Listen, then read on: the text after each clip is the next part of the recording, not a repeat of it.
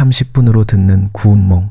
오늘 우리가 함께 들을 책은 조선시대 최고의 소설 김만중의 구운몽입니다. 잠깐 시작하기 전에 한 가지 물어보겠습니다. 당신은 지금 행복합니까? 좋은 직장, 안정적인 수입, 사랑하는 사람, 번듯한 집, 이 모든 것을 다 가지고 있다면 당신은 행복합니까? 아마 대부분의 사람들은 잠시 망설일 겁니다. 그리고 속으로 이렇게 생각하겠죠. 그것만 있으면 행복할 것 같은데 막상 다 가지면 또 다른 게 부족하게 느껴질 것 같다고. 바로 그겁니다. 구운몽은 단순한 조선시대 로맨스 소설이 아닙니다. 이 책은 인류가 수천 년 동안 풀지 못한 가장 잔인한 진실을 말하고 있습니다. 인간은 원하는 것을 모두 가져도 결코 만족하지 못한다. 그리고 더 무서운 진실이 있습니다. 우리가 평생 목숨 걸고 쫓아다니는 성공, 사랑, 명예, 부귀영화, 그 모든 것이 사실은 꿈이라는 겁니다. 깨고 나면 아무것도 남지 않는 꿈. 김만중은 지금으로부터 약 350년 전 조선 숙종시대에 이 소설을 썼습니다. 그런데 놀랍게도 이 책이 담고 있는 메시지는 2024년을 살아가는 우리에게 더 날카롭게 꽂힙니다. 왜냐하면 지금 우리가 살고 있는 이 시대야말로 구운몽의 세계와 가장 닮아 있기 때문입니다. 생각해 보십시오. 지금 이 시대는 어떤 시대입니까? SKY 대학을 나와도 취업이 안 되는 시대입니다. 열심히 일해도 집 한 채 살 수 없는 시대입니다. 인스타그램을 열면 남들은 다 화려하게 사는 것 같은데 나만 뒤처지는 것 같은 시대입니다. 더 좋은 스펙, 더 높은 연봉, 더 멋진 파트너를 향해 끊임없이 달려가는 시대입니다. 그런데 그렇게 달려서 원하는 것을 다 얻으면 행복해질까요? 구운몽의 주인공 양소유는 그 질문에 이미 350년 전에 답을 내놓았습니다. 그리고 그 답은 우리가 듣고 싶어 하지 않는 답입니다. 자, 이제 본격적으로 이야기를 시작해 보겠습니다. 먼저 시대적 배경을 잡아야 합니다. 김만중이 살았던 17세기 조선은 지금으로 치면 완전한 시스템 붕괴의 시대였습니다.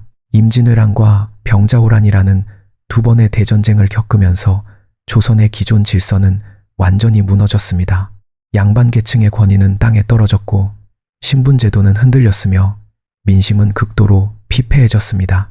지금으로 치면 IMF 외환위기와 2008년 금융위기를 동시에 맞은 것과 같은 충격이었습니다. 그 혼란 속에서 사람들은 묻기 시작했습니다. 우리는 왜 사는가?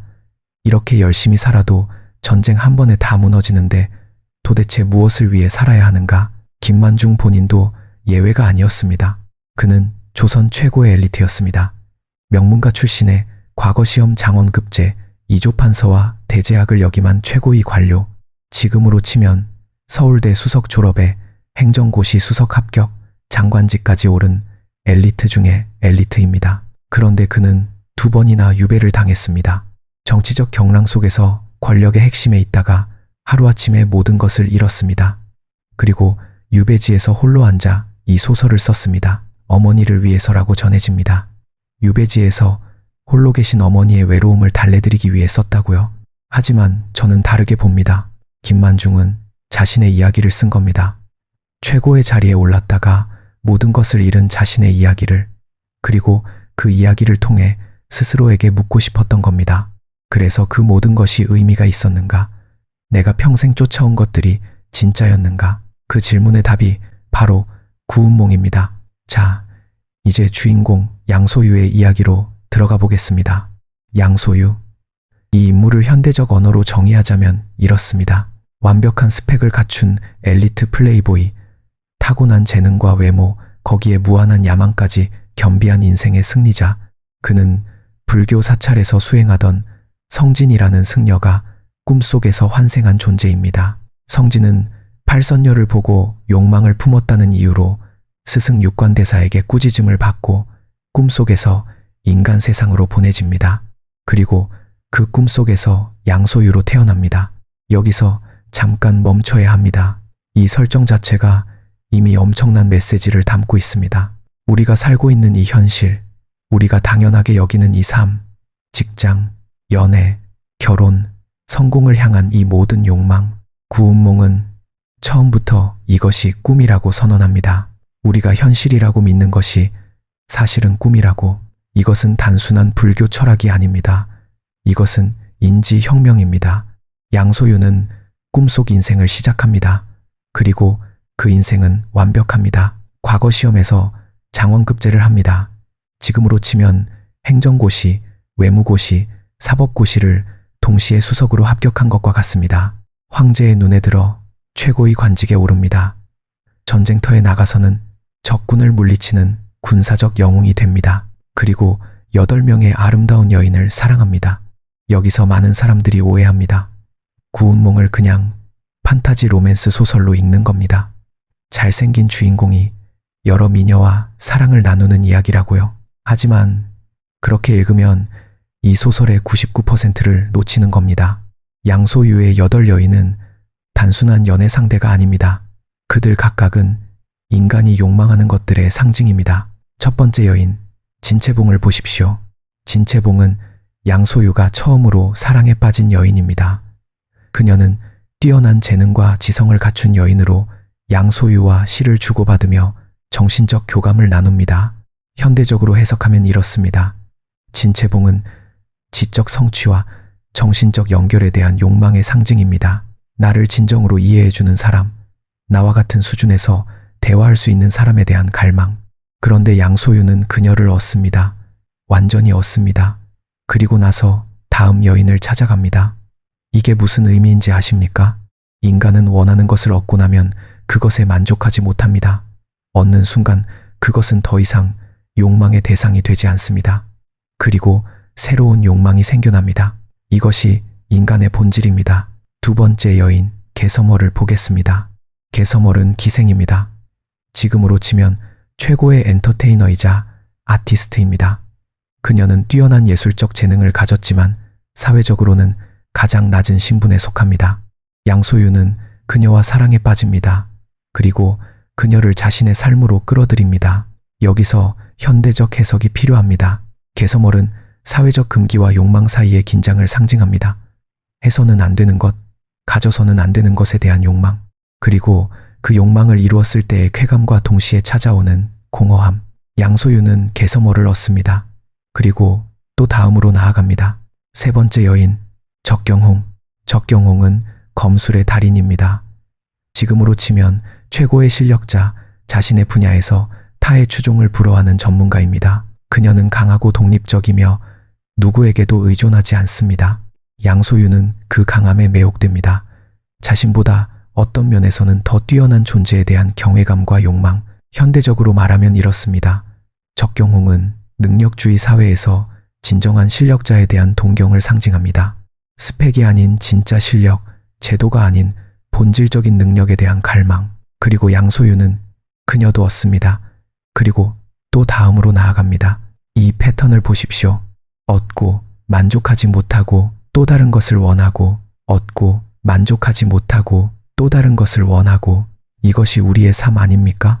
더 좋은 직장을 원하고, 들어가면 더 높은 직급을 원하고, 올라가면 더 많은 연봉을 원하고, 받으면 더 큰 집을 원하고, 사면 더 좋은 차를 원하고. 끝이 없습니다. 양소유의 나머지 여인들도 각각 의미가 있습니다. 네 번째 여인 가춘우는 순수한 사랑과 헌신의 상징입니다. 조건 없이 주는 사랑, 아무것도 요구하지 않는 사랑, 현대인들이 가장 원하면서도 가장 두려워하는 바로 그 사랑. 다섯 번째 여인 난양공주는 권력과의 결합을 의미합니다. 황제의 딸, 최고의 권력 집단과의 연결, 지금으로 치면 재벌가와의 혼인, 정치 권력과의 네트워킹, 성공한 사람들이 다음 단계로 올라가기 위해 추구하는 그것. 여섯 번째 여인 영양공주는 완벽함의 추구입니다. 더 이상 나무랄 데 없는 존재, 모든 면에서 최고인 파트너에 대한 욕망. 일곱 번째와 여덟 번째 여인들은 다양성과 완전함에 대한 욕망입니다. 하나로는 부족하다는 인간의 탐욕, 모든 것을 소유하고 싶다는 근원적 욕심. 자, 이제 정리해 봅시다. 양소유는 이 모든 것을 얻습니다. 8명의 완벽한 여인, 최고의 관직, 군사적 영웅의 명성, 황제의 신임, 물질적 풍요, 인간이 욕망할 수 있는 모든 것을 다 가진 겁니다. 그리고 그는 행복합니까? 이 질문이 구운몽의 핵심입니다. 양소유는 늙어갑니다. 그 화려했던 시절도 서서히 저물어갑니다. 그리고 어느 날 모든 것을 다 가진 그 자리에서 그는 문득 깨닫습니다. 이것이 전부인가? 이게 내가 원했던 것인가? 이것으로 충분한가? 그 순간 그의 삶 전체가 흔들립니다. 여기서 잠깐 현대적 시각으로 이 장면을 해석해 보겠습니다. 지금 이 시대에도 똑같은 사람들이 있습니다. 30대에 억대 연봉을 달성하고 강남에 아파트를 사고 원하는 사람과 결혼하고 사회적으로 성공했다는 인정을 받고 나서 문득 공허함을 느끼는 사람들. 그들은 SNS에 완벽한 일상을 올립니다. 멋진 여행 사진, 고급 레스토랑 사진, 행복한 가족 사진. 그런데 그 사진을 올리는 손이 떨립니다. 왜냐하면 그 화면 밖의 현실에서 그들은 묻고 있기 때문입니다. 나는 지금 행복한가? 이것이 내가 원했던 삶인가? 이것으로 충분한가? 구운몽은 350년 전에 이미 이 질문을 던졌습니다. 그리고 그 답도 제시했습니다. 하지만 그 답이 무엇인지 말하기 전에 우리는 이 소설의 가장 충격적인 부분으로 가야 합니다. 양소유가 모든 것을 가진 그 순간 그의 꿈이 깨집니다. 그리고 그는 다시 성진으로 돌아옵니다. 사찰의 수행승으로. 그 화려했던 인생이 꿈이었습니다. 8명의 아름다운 여인도, 최고의 관직도, 군사적 영웅의 명성도, 황제의 신임도 모두 꿈이었습니다. 그리고 성진은 깨달음을 얻습니다. 이 장면이 바로 구운몽의 절정입니다. 그런데 저는 이 장면을 읽을 때마다 등골이 서늘해집니다. 왜냐하면 이 장면은 단순히 불교의 해탈을 이야기하는 것이 아니기 때문입니다. 이 장면은 우리 모두에게 가장 잔인한 질문을 던지고 있습니다. 만약 당신이 꿈에서 깨어났을 때 당신의 현재 삶이 꿈이었다는 것을 알게 된다면 당신은 그 꿈을 살 가치가 있었다고 말할 수 있습니까? 이 질문에 선뜻 그렇다고 대답할 수 있는 사람이 몇이나 될까요? 자, 이제 이 소설의 핵심 인물들을 하나씩 현대적 관점으로 깊이 파헤쳐 보겠습니다. 첫 번째로 성진입니다. 성진을 현대적 언어로 정의하자면 이렇습니다. 체제 안에서 모범적으로 살아가던 엘리트, 그러나 내면 깊은 곳에서 욕망을 억누르고 있는 사람. 성진은 사찰에서 수행하는 승려입니다. 스승 육관대사의 총애를 받는 수제자입니다. 모든 면에서 완벽한 수행자입니다. 그런데 그는 팔선녀를 봅니다. 팔선녀는 천상의 존재들입니다. 그들이 다리 위에서 성진에게 미소를 짓습니다. 그 순간 성진의 마음이 흔들립니다. 그는 생각합니다. 저 세상은 어떤 세상일까? 저 화려함 속에서 사는 것은 어떤 느낌일까? 수행의 길이 아닌 다른 길을 걸으면 어떨까? 이것이 욕망의 씨앗입니다. 그리고 이 욕망 때문에 그는 꾸짖음을 받고 꿈속 세상으로 보내집니다. 여기서 현대적 해석을 해보겠습니다. 성진은 지금 시대로 치면 이런 사람입니다. 안정적인 공무원 생활을 하면서 내심 스타트업 창업을 꿈꾸는 사람, 좋은 직장에 다니면서 퇴근 후에 유튜브를 보며 다른 삶을 동경하는 사람, 부모님이 원하는 대로 살아가면서 자신이 진짜 원하는 것이 무엇인지 몰라 방황하는 사람. 성진의 욕망은 나쁜 것이 아닙니다. 그것은 지극히 인간적인 것입니다. 인간은 현재의 삶에 만족하지 못합니다. 항상 다른 곳을 바라봅니다. 지금 없는 것을 원합니다. 그리고 그 욕망 때문에 성진은 꿈속으로 들어갑니다. 꿈속에서 그는 양소유가 됩니다. 그리고 원하는 모든 것을 얻습니다. 그리고 그 모든 것이 꿈이었음을 알게 됩니다. 성진의 이야기가 우리에게 던지는 메시지는 이겁니다. 당신이 지금 동경하는 그 삶, 당신이 지금 없어서 불행하다고 생각하는 그것, 막상 얻어보면 당신이 생각했던 것과 다를 수 있습니다. 아니, 더 정확하게 말하겠습니다. 얻어도 만족하지 못할 가능성이 높습니다. 왜냐하면 문제는 당신이 가진 것이 아니라 당신의 마음이기 때문입니다. 두 번째로 육관대사입니다. 육관대사를 현대적 언어로 정의하자면 이렇습니다. 진정한 멘토, 답을 가르쳐주는 것이 아니라 스스로 깨닫게 만드는 자. 육관대사는 성진의 스승입니다. 그는 성진이 욕망을 품었다는 것을 알고 꾸짖습니다. 그리고 성진을 꿈속 세상으로 보냅니다. 많은 사람들이 이 장면을 보고 육관대사가 성진을 벌주는 것이라고 생각합니다. 하지만 저는 다르게 봅니다. 육관대사는 성진에게 가장 큰 선물을 준 겁니다. 직접 경험하게 한 겁니다. 말로 설명하는 것과 직접 경험하는 것은 다릅니다. 아무리 훌륭한 스승이 모든 것이 허망하다고 가르쳐도 직접 그 허망함을 경험하지 않으면 진정으로 이해할 수 없습니다. 육관대사는 알고 있었습니다. 성진이 진정한 깨달음을 얻으려면 직접 세상 속으로 들어가서 모든 것을 경험해야 한다는 것을. 이것이 진짜 교육입니다. 현대적으로 해석하면 이렇습니다. 진정한 리더는 부하에게 답을 주지 않습니다. 스스로 경험하고 깨닫게 합니다. 실패도 허용합니다. 왜냐하면 실패를 통한 깨달음이 성공을 통한 배움보다 훨씬 깊고 오래가기 때문입니다. 육관대사는 성진에게 말합니다. 네가 원하는 것을 해봐라. 다 경험해봐라. 그리고 스스로 깨달아라. 이것이 진짜 스승의 방식입니다. 세 번째로 팔선녀입니다. 팔선녀를 현대적 언어로 정의하자면 이렇습니다. 우리 모두가 욕망하는 것들의 총체, 가지면 가질수록 더 원하게 되는 것들. 팔선녀는 단순히 8명의 아름다운 여인이 아닙니다. 그들은 각각 인간이 추구하는 다양한 가치들을 상징합니다. 지적 성취, 예술적 아름다움, 물리적 강함, 순수한 사랑, 사회적 권력, 완벽함, 다양성, 그리고 전체성. 양소유는 이 모든 것을 얻습니다. 그런데 여기서 주목해야 할 것이 있습니다. 팔선녀는 서로 경쟁하지 않습니다. 그들은 양소유를 공유합니다. 그리고 그것에 만족합니다. 이것이 매우 의미심장합니다. 현실에서 우리가 추구하는 가치들은 서로 충돌합니다. 돈을 더 많이 벌려면 가족과 함께하는 시간을 포기해야 합니다. 높은 자리에 오르려면 인간적 관계를 희생해야 할 때가 있습니다. 자유를 원하면 안정을 포기해야 합니다.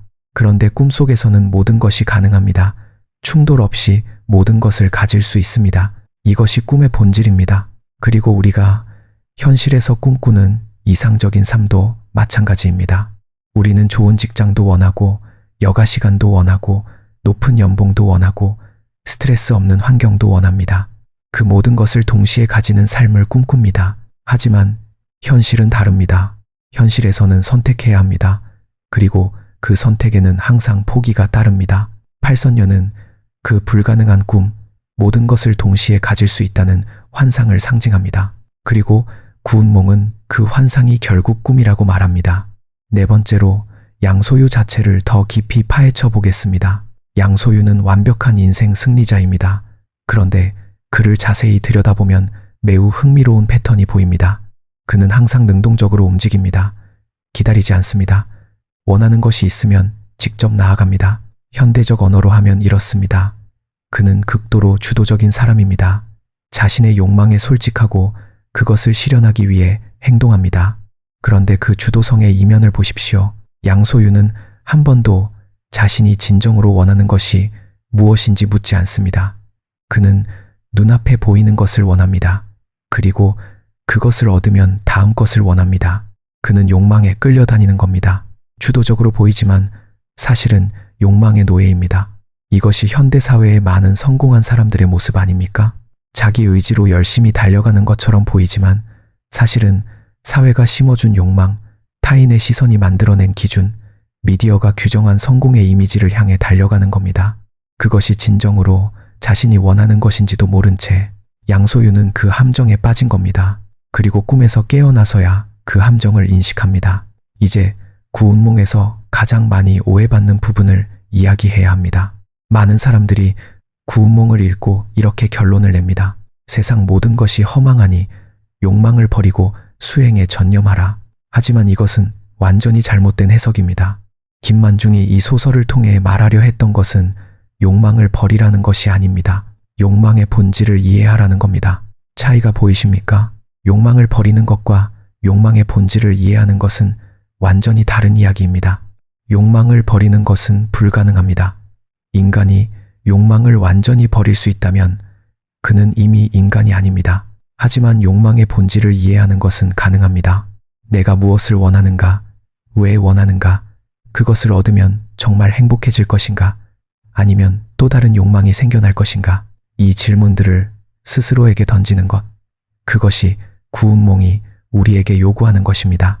자, 이제 이 소설의 구조적 아름다움을 이야기해 보겠습니다. 구운몽은 꿈속에 꿈이 있는 구조입니다. 현실이 있고 그 현실 속에서 꿈을 꾸고 그 꿈 속에서 또 다른 현실을 삽니다.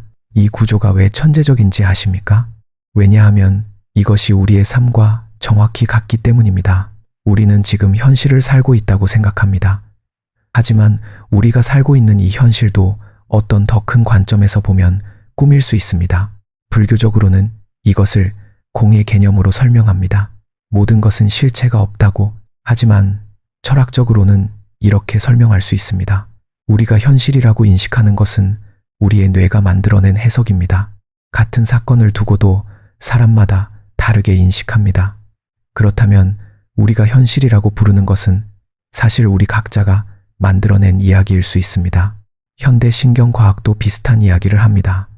우리의 뇌는 외부 세계를 있는 그대로 받아들이는 것이 아니라 끊임없이 재구성하고 해석합니다. 구운몽은 350년 전에 이미 이것을 이야기했습니다. 우리가 현실이라고 믿는 것이 사실은 우리가 만들어낸 이야기일 수 있다고. 이것이 이 소설의 진짜 혁명성입니다. 그렇다면 이 소설이 현대인에게 주는 가장 중요한 메시지는 무엇입니까? 저는 3가지로 정리합니다. 첫 번째, 성공의 기준을 다시 설정하라. 양소유는 세상이 정의하는 성공을 모두 이루었습니다. 그런데 행복하지 않았습니다. 왜입니까? 왜냐하면 그 성공의 기준이 자신의 것이 아니었기 때문입니다. 우리 대부분도 마찬가지입니다. 부모님이 원하는 직업, 사회가 인정하는 스펙, 미디어가 보여주는 라이프 스타일을 향해 달려갑니다. 그런데 그것이 진정으로 자신이 원하는 것인지 한 번이라도 진지하게 물어본 사람이 몇이나 됩니까? 구운몽은 묻습니다. 당신이 쫓고 있는 그 성공, 그것은 진정으로 당신의 것입니까? 두 번째, 과정 자체에 의미를 두어라. 성진이 꿈에서 깨어났을 때 꿈속의 삶은 사라졌습니다. 8명의 여인도 높은 관직도 군사적 영광도 모두 사라졌습니다. 하지만 그 경험을 통해 얻은 깨달음은 사라지지 않았습니다. 이것이 핵심입니다. 결과는 사라집니다. 하지만 과정에서 얻은 것은 남습니다. 현대인들은 결과에 집착합니다. 목표를 달성하는 것, 숫자를 높이는 것, 타이틀을 얻는 것에 집착합니다. 하지만 그 결과들은 언젠가 사라집니다. 직함도 사라지고 재산도 사라지고 명성도 사라집니다. 반면 그 과정에서 내가 어떤 사람이 되었는가, 무엇을 배웠는가, 어떻게 성장했는가, 이것은 사라지지 않습니다. 구운몽은 결과가 아닌 과정에 집중하라고 말합니다. 세 번째, 현재 이 순간을 살아라. 양소유의 가장 큰 비극은 무엇입니까? 그는 항상 다음 것을 원했습니다. 지금 가진 것에 만족하지 못하고 항상 다음을 바라봤습니다. 그래서 그는 결국 아무것도 진정으로 경험하지 못했습니다. 8명의 여인을 가졌지만 그 누구와도 진정한 현재를 함께하지 못했습니다. 항상 다음 여인을 생각하며 현재의 여인 곁에 있었습니다. 이것이 현대인의 가장 큰 병입니다. 식사를 하면서 스마트폰을 봅니다. 여행을 가서 사진 찍기에 바쁩니다. 연인과 함께 있으면서 SNS를 확인합니다. 현재에 없습니다. 항상 다른 곳에 있습니다. 구운몽은 말합니다. 지금 이 순간이 전부입니다. 지금 여기에 없다면 당신은 아무 곳에도 없는 겁니다. 이제 이 소설이 쓰인 맥락으로 다시 돌아가 보겠습니다. 김만중은 유배지에서 이 소설을 썼습니다. 최고의 자리에서 모든 것을 잃고 외딴 섬에서 홀로 앉아 이 소설을 썼습니다. 그 상황에서 그는 무슨 생각을 했을까요? 저는 이렇게 생각합니다. 김만중은 자신의 삶을 돌아봤을 겁니다. 장원급제의 영광, 최고의 관직의 영화, 그리고 유배의 지옥, 그 모든 것을 돌아보며 물었을 겁니다. 이것이 다 무슨 의미인가? 그리고 그 질문의 답을 소설로 썼습니다. 양소유의 이야기는 사실 김만중 자신의 이야기입니다. 화려한 성공과 처참한 몰락을 경험한 사람만이 쓸 수 있는 이야기. 모든 것을 가져봤기 때문에 모든 것이 허망하다는 것을 아는 사람의 이야기. 그래서 구운몽은 단순한 소설이 아닙니다. 이것은 한 인간의 삶 전체를 걸고 쓴 고백입니다. 그리고 그 고백이 350년을 넘어 지금 우리에게 전해지고 있습니다. 자, 이제 이 소설에서 가장 많이 논의되는 철학적 질문으로 넘어가겠습니다. 꿈과 현실의 경계는 어디입니까? 성진은 꿈속에서 양소유의 삶을 삽니다. 그 삶은 꿈이지만 그 안에서는 완전히 현실입니다. 기쁨도 있고 슬픔도 있고 사랑도 있고 이별도 있습니다. 꿈에서 깨어나면 그것이 꿈이었다는 것을 압니다. 그런데 여기서 무서운 질문이 생깁니다. 지금 우리가 살고 있는 이 삶도 어떤 더 큰 깨달음의 관점에서 보면 꿈인 것은 아닐까요? 이것은 단순한 철학적 유희가 아닙니다. 죽음의 순간에 삶 전체를 돌아보는 사람들이 공통적으로 하는 말이 있습니다. 너무 빨리 지나갔다. 꿈 같았다. 그렇습니다. 삶은 꿈처럼 지나갑니다. 그렇다면 우리는 어떻게 살아야 합니까? 꿈이라는 것을 알면서도 최선을 다해 살아야 합니까? 아니면 꿈이니까 집착하지 말고 가볍게 살아야 합니까? 구운몽의 답은 이렇습니다. 꿈이라는 것을 알면서도 충분히 경험하라. 그러나 그것에 집착하지는 말라. 경험하되 소유하려 하지 말라. 이것이 말하기는 쉽지만 실천하기는 극도로 어려운 삶의 방식입니다. 이제 이 소설의 문학적 가치에 대해 이야기해 보겠습니다. 구운몽은 한국 문학사에서 가장 중요한 작품 중 하나입니다. 하지만 단순히 문학적으로만 중요한 것이 아닙니다. 이 소설은 심리학적으로도 매우 정교합니다. 양소유의 8여인은 현대 심리학의 관점에서 보면 인간의 다양한 욕구 체계를 상징합니다. 메슬로의 욕구 위계 이론을 아십니까? 인간의 욕구는 생리적 욕구에서 시작해 안전의 욕구, 소속의 욕구, 존중의 욕구, 자아 실현의 욕구로 올라간다고 합니다. 양소유는 이 모든 단계의 욕구를 충족시킵니다. 그런데 모든 욕구를 충족시킨 후에도 여전히 공허합니다. 이것이 메슬로 이론의 한계이기도 합니다. 모든 욕구를 충족시켜도 인간은 여전히 무언가를 갈망합니다. 그 무언가가 무엇인지 구운몽은 이렇게 말합니다. 그것은 의미입니다. 단순한 성취나 쾌락이 아닌 삶의 진정한 의미에 대한 갈망. 그리고 그 의미는 밖에서 찾을 수 없습니다. 안에서 찾아야 합니다. 이것이 구운몽의 최종 메시지입니다. 자, 이제 이 소설을 현대 한국 사회에 직접 대입해 보겠습니다. 지금 한국 사회는 어떤 사회입니까? 세계 최고 수준의 교육열을 가진 사회입니다. 그런데 그 교육이 목표로 하는 것이 무엇입니까? 좋은 대학, 좋은 직장, 높은 연봉, 안정적인 삶, 그것을 위해 아이들은 어린 시절부터 입시 경쟁에 내몰립니다.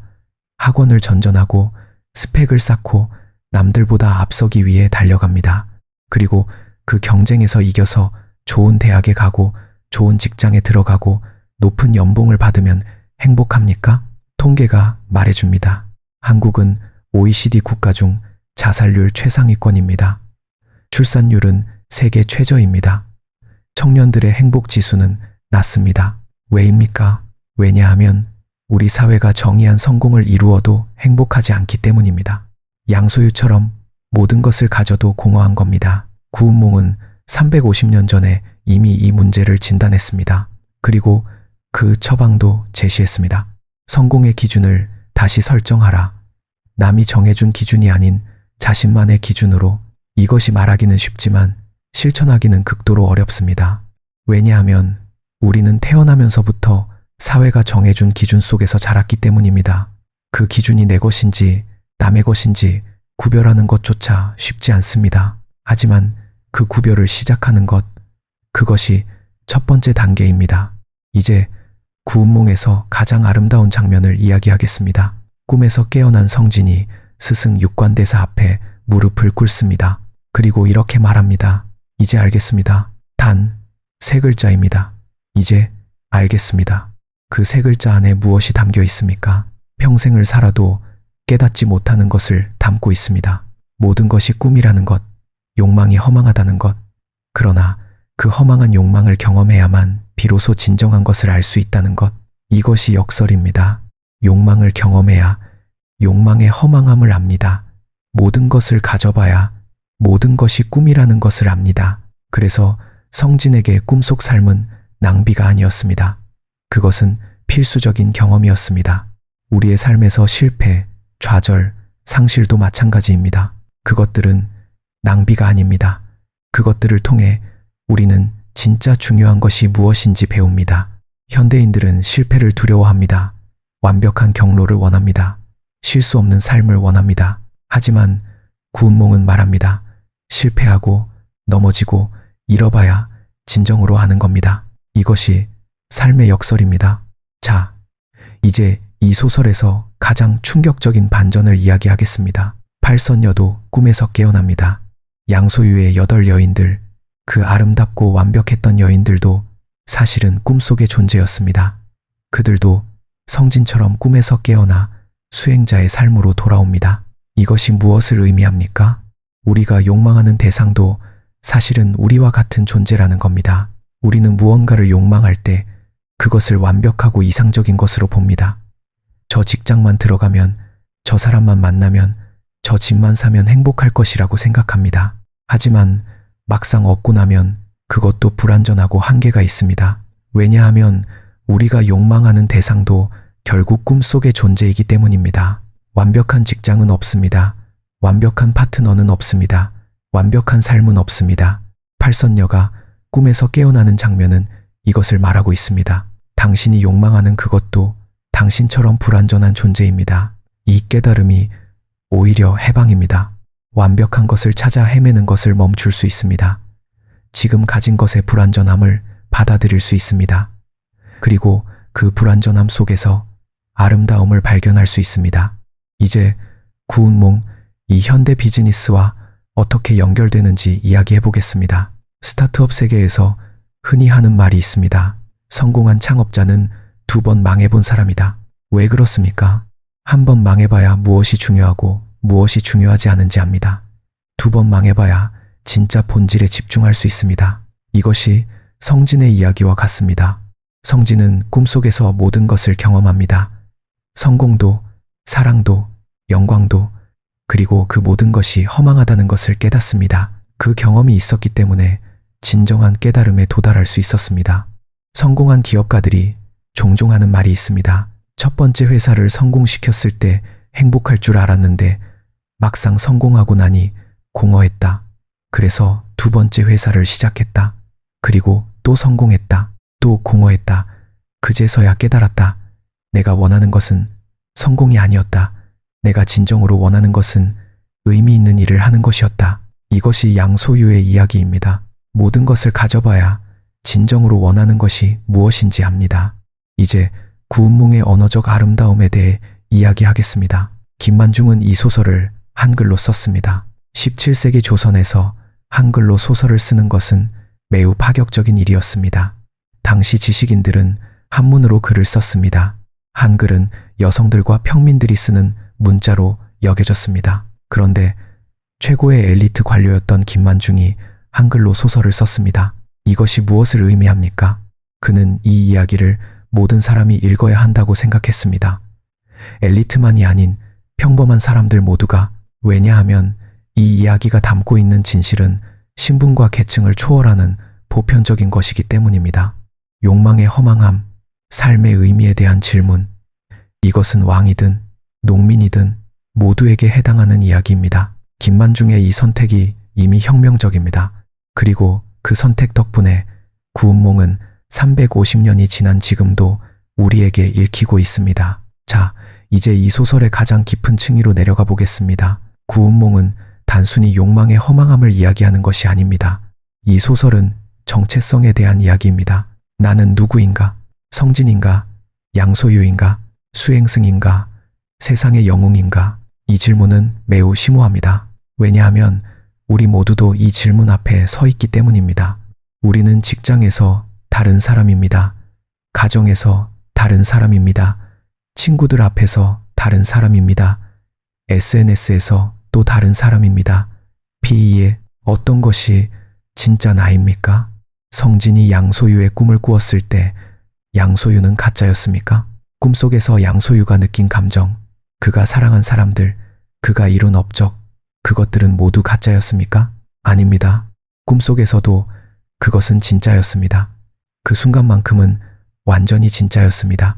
이것이 정체성의 역설입니다. 우리가 연기하는 모든 역할이 가짜인 것 같지만 그 역할을 연기하는 순간만큼은 그것이 진짜입니다.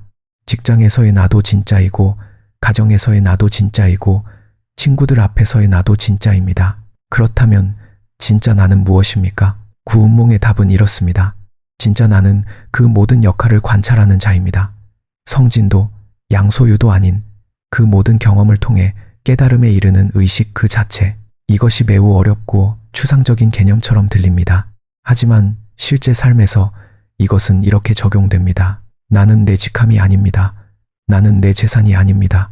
나는 내 관계가 아닙니다. 나는 그 모든 것을 경험하면서 성장하는 존재입니다. 직함이 사라져도 나는 있습니다. 재산을 잃어도 나는 있습니다. 관계가 끊어져도 나는 있습니다. 이 인식이 있을 때 비로소 우리는 진정한 자유를 얻을 수 있습니다. 자, 이제 마지막으로 가장 중요한 이야기를 하겠습니다. 구운몽을 읽은 많은 사람들이 이렇게 묻습니다. 그렇다면 우리는 어떻게 살아야 합니까? 욕망을 버려야 합니까? 성공을 포기해야 합니까? 아무것도 원하지 않아야 합니까? 이 질문에 대한 답을 저는 소설 속 한 장면에서 찾습니다. 성진이 꿈에서 깨어난 후 그는 수행을 계속합니다. 하지만 이전과는 다릅니다. 이전에는 욕망을 억누르며 수행했습니다. 팔선녀를 보고 마음이 흔들렸을 때 그것을 억눌렀습니다. 그리고 그 억눌린 욕망이 결국 꿈속 삶으로 이어졌습니다. 하지만 꿈에서 깨어난 후의 수행은 다릅니다. 이제 그는 욕망을 억누르는 것이 아니라 욕망의 본질을 이해하며 수행합니다. 차이가 보이십니까? 억압과 이해는 다릅니다. 억압은 에너지를 소비합니다. 억누를수록 더 강하게 터져 나옵니다. 이해는 에너지를 해방시킵니다. 욕망의 본질을 이해하면 그것에 끌려다니지 않을 수 있습니다. 이것이 구운몽이 우리에게 주는 가장 실용적인 지혜입니다. 욕망을 억압하지 마십시오. 대신 이해하십시오. 나는 왜 이것을 원하는가? 이것을 얻으면 정말 행복해질 것인가? 아니면 또 다른 것을 원하게 될 것인가? 이 질문들을 스스로에게 던지는 것, 그것이 시작입니다. 이제 진짜 마지막 이야기를 하겠습니다. 김만중은 유배지에서 이 소설을 완성하고 얼마 지나지 않아 세상을 떠났습니다. 그는 끝내 유배에서 풀려나지 못했습니다. 고향으로 돌아가지 못했습니다. 그런데 이상하게도 그의 마지막 모습은 평온했다고 전해집니다. 왜 그랬을까요? 저는 이렇게 생각합니다. 그는 이미 깨달았기 때문입니다. 유배지에서 모든 것을 잃었지만 그 과정에서 가장 중요한 것을 얻었습니다. 삶의 본질에 대한 이해, 욕망의 허망함에 대한 깨달음, 그리고 그 모든 것을 넘어서는 평화, 그것이 구운몽에 담겨 있습니다. 그리고 그 깨달음이 350년이 지난 지금 우리에게 전해지고 있습니다. 자, 이제 마무리하겠습니다. 구운몽이 현대인에게 주는 메시지를 한 문장으로 정리하면 이렇습니다. 당신이 쫓고 있는 그 꿈을 충분히 살되 그것이 꿈이라는 것을 잊지 마라. 이것이 역설처럼 들립니까? 맞습니다. 역설입니다. 하지만 삶의 가장 깊은 진실은 항상 역설의 형태를 답니다. 열심히 살되 집착하지 말라. 원하되 소유하려 하지 말라. 성공을 추구하되 성공이 전부가 아님을 알라. 이것이 말하기는 쉽고 실천하기는 어렵습니다. 하지만 이 역설을 이해하는 순간 삶이 달라집니다. 더 이상 성공하지 못해서 불행하지 않습니다. 더 이상 가지지 못해서 불행하지 않습니다. 지금 이 순간 이 자리에서 이미 충분합니다. 그리고 그 충분함 속에서 오히려 더 크게 성장할 수 있습니다. 왜냐하면 두려움이 아닌 풍요로움에서 행동할 때 인간은 가장 자유롭고 가장 강하기 때문입니다. 구운몽을 읽는다는 것은 단순히 조선시대 소설을 읽는 것이 아닙니다. 그것은 자신의 삶을 다시 들여다보는 것입니다. 내가 지금 쫓고 있는 것이 진정으로 내가 원하는 것인가? 내가 지금 살고 있는 이 삶이 진정으로 내 삶인가? 이 질문을 던지는 것, 그것이 구운몽이 우리에게 요구하는 전부입니다. 마지막으로 한 가지만 더 이야기하겠습니다. 성진이 꿈에서 깨어나 육관대사 앞에 무릎을 꿇고 이제 알겠습니다라고 말하는 장면. 저는 이 장면이 이 소설에서 가장 아름다운 장면이라고 생각합니다. 왜냐하면 그 세 글자 안에 모든 것이 담겨 있기 때문입니다. 고통도, 기쁨도, 사랑도, 상실도, 성공도, 실패도, 그 모든 경험을 통해 도달한 단 하나의 깨달음. 이제 알겠습니다. 우리 모두는 언젠가 이 말을 할 수 있기를 바랍니다. 삶의 마지막 순간에, 혹은 그보다 훨씬 이른 어느 날 아침에 눈을 뜨며 이렇게 말할 수 있기를, 이제 알겠습니다. 꿈을 꾸었습니다. 충분히 꾸었습니다. 그리고 이제 깨어납니다. 그리고 깨어난 이 자리가 꿈보다 더 아름다운 곳이라는 것을, 구운몽을 읽지 않고서는 욕망을 이해할 수 없고, 욕망을 이해하지 못하고서는 자신의 삶을 살 수 없습니다. 오늘 이 이야기가 여러분의 삶에 작은 울림이 되었기를 바랍니다. 이 콘텐츠가 도움이 되셨다면 좋아요와 구독 부탁드립니다. 다음 편에서는 또 다른 고전의 숨겨진 진실을 들고 찾아오겠습니다. 우리가 당연하다고 생각했던 것들을 다시 뒤집어 보는 그 시간 함께 해주셔서 감사합니다.